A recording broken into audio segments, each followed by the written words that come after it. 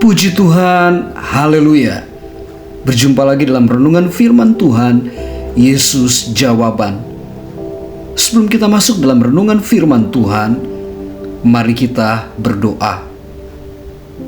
Bapa kami yang ada di dalam surga, kami sangat bersyukur dan berterima kasih kepadamu karena Engkau sungguh baik, teramat baik di dalam kehidupan kami. Engkau tidak pernah meninggalkan dan melupakan setiap kami. Engkau terus ada bagi setiap kami di dalam setiap perjalanan iman kami, di dalam setiap keadaan kami. Engkau terus ada menjadi penolong, pembela bagi setiap kami. Itu sebabnya kami bersyukur dan berterima kasih kepadamu.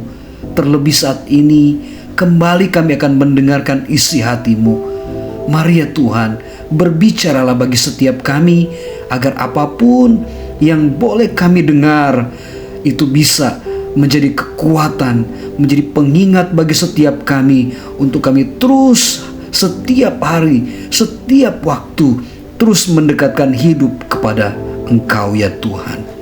Kami mengucap syukur dan dengar kebenaran firman-Mu.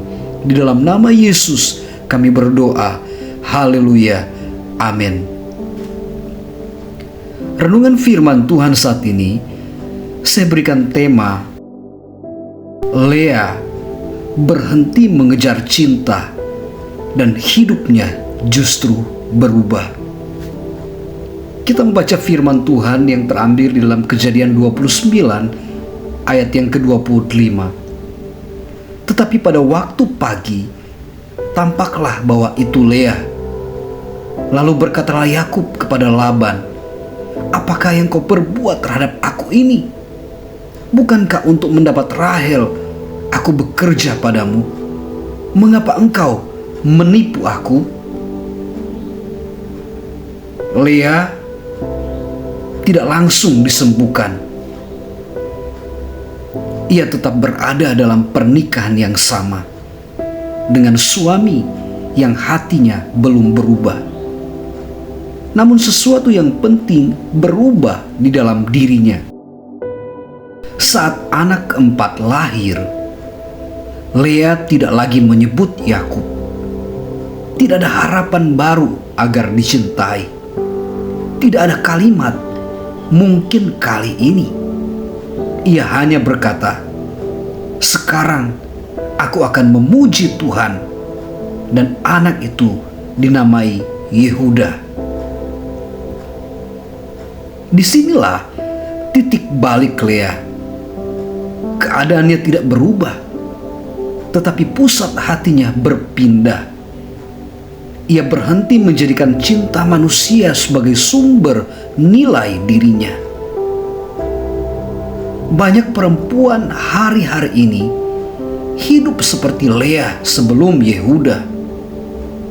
Mereka terus memberi, terus bertahan, terus mengalah dengan harapan kecil di hati. Kalau aku cukup baik, mungkin aku akhirnya dipilih.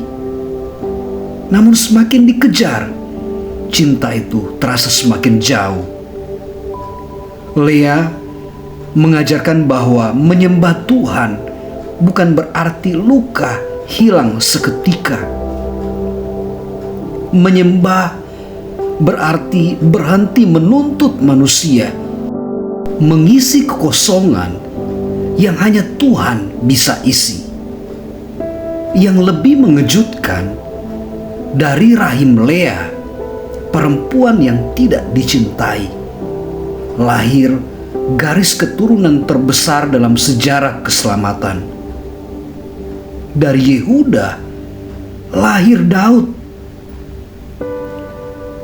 Dan dari Daud lahir Yesus. Bukan dari Rahel yang dicintai, bukan dari istri yang dipilih hati manusia, melainkan dari perempuan yang terluka namun tetap memuliakan Tuhan. Tuhan tidak memilih berdasarkan siapa yang paling dicintai manusia. Tuhan memilih berdasarkan siapa yang bersedia menyerahkan hatinya kepadanya. Yakub mungkin tidak melihat nilai Lea, namun Tuhan melihat dengan sangat jelas. Sejak awal Alkitab berkata, Tuhan melihat bahwa Lea tidak dicintai. Saudara, siapapun yang bisa dijangkau oleh renungan firman Tuhan ini,